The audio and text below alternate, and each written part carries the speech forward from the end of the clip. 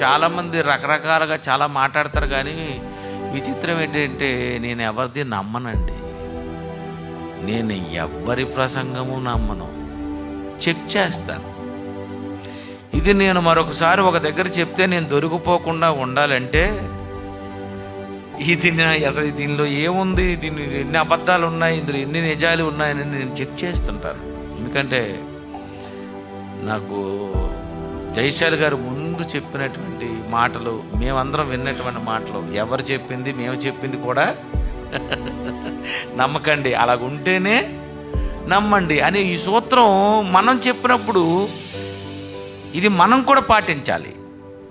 ఎప్పుడు కూడా సూత్రాలు మర్చిపోకండి. మంగళసూత్రాలే కాదు, ఇక్కడ సూత్రాలు బోల్డ్ ఉన్నాయి. కనుక ఇవన్నీ మనం చెక్ చేసుకోవాలి.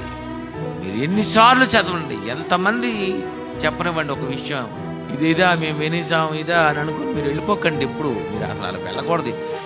తెల్లన్నం పెడతారు, ఏమంటారు, ఇదా మేము తినేసాం అంటారేంటి?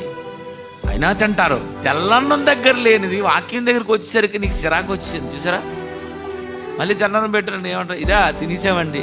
రాత్రి భోజనం పెట్టాడు ఏమంటారు, అనరా, కొంచెం వేయండి.